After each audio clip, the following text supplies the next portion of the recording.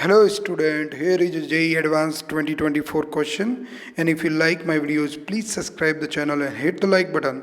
The circuit shown in figure contains an inductor L, a capacitor C0, a resistor R0, and an ideal battery. The circuit also contains two keys K1 and K2. Initially both the keys are open and there is no charge on capacitor. At an instant key K1 is closed, and immediately after this the current in R0 is found to be I1. After a long time the current attains a steady state value I2. Thereafter K2 is closed and simultaneously K1 is opened, and the voltage across capacitor C0 oscillate with amplitude V0 and angular frequency omega naught. Match the quantities mentioned in list 1 with their values in list 2. अब list 1 में देखेंगे तो I1 I2 omega naught V not की value पूछी है. देखिए main concept समझ जाते हैं हम क्वेश्चन का. पहला जो केस है हमारे पास, इसमें वो K1 जो है ऑन है और K2 ऑफ है. तो ऐसे में जो सर्किट पिक्चर में आ रहा है वो एक RL सर्किट है, RL सीरीज सर्किट है. तो उसके कॉन्सेप्ट लगेंगे. और एक बार अपन ने K1 को ऑफ कर दिया और K2 को ऑन कर दिया, जो कि अगला डायग्राम में है. तो ऐसे में हमारे पास एक LC ऑसिलेटरी सर्किट पिक्चर में आ जाएगा. तो इस तरह से मेन कॉन्सेप्ट तो ये है हमारे क्वेश्चन में. और हमको पता होना चाहिए कि जो RL सर्किट है उसमें जो करंट की वैल्यू रहती है वो चेंज होती रहती है, और वो होती है I0 1 minus e raise to minus R by L into t. हालांकि ये वाला क्वेश्चन इतना ईजी है कि इसको बगैर इस फॉर्मूले के भी कर सकते हैं. I0 यहाँ पे V बाय R है. अब आप देखिएगा कि अगर t इक्वल टू 0 यानी जस्ट ऑन ही किया सर्किट को, तो I की वैल्यू हमारे पास आ जाएगी 0. और t इक्वल टू इन्फाइनाइट है यानी स्टेडी स्टेट है, तो हमारे पास I की वैल्यू आ जाएगी I0 जो कि V बाय R है. ये स्टेडी स्टेट केस है. तो आप जो फर्स्ट डायग्राम देख रहे हैं उसके करस्पॉन्डिंग जैसे ही हमने की ऑन की तो I1 करंट फ्लो हो रहा है, तो I1 की वैल्यू 0 होगी. और स्टेडी स्टेट में करंट की वैल्यू हो जाएगी V0 बाय R यानी 20/5. तो ये हमारे पास 4 एम्पियर आ जाएगा.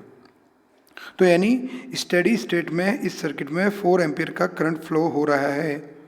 अब जैसे ही अपन K1 को ऑफ करेंगे और K2 को ऑन करेंगे तो ये हमारा इंडक्टर के पास पहले से मैग्नेटिक एनर्जी है और कैपेसिटर अभी जो है कनेक्ट हो चुका है. तो ऐसे में ऑसिलेटरी सर्किट बन गया LC ऑसिलेटरी. कभी सारी एनर्जी मैग्नेटिक फॉर्म में होगी, कभी सारी एनर्जी इलेक्ट्रिक फील्ड के फॉर्म में होगी. तो जो मैक्सिमम एनर्जी है जो इंडक्टर में स्टोर्ड है हाफ L I स्क्वायर, और I is nothing but 4 ampere. तो ये किसके बराबर हो जाएगी, एक बार इसको I0 लिख देते हैं.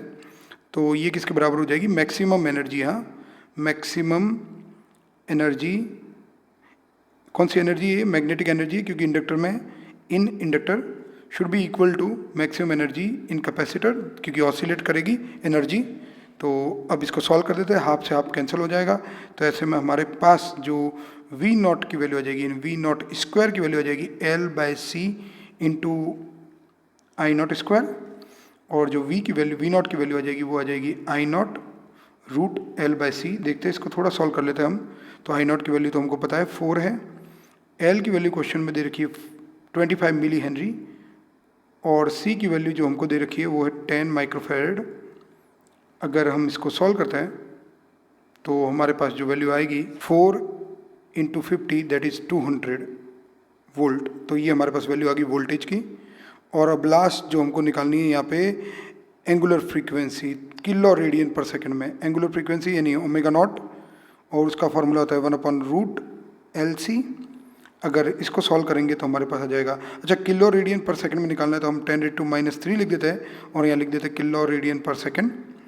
और L की वैल्यू 25 इंटू 10⁻³ और C की वैल्यू 10 इंटू 10⁻⁶.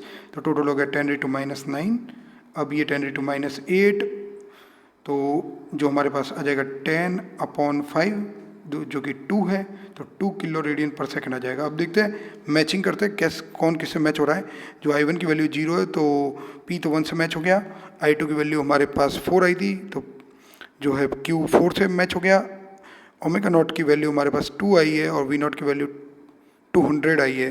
तो हमारा A ऑप्शन जो है आप पाएंगे कि ठीक लग रहा है. Thank you.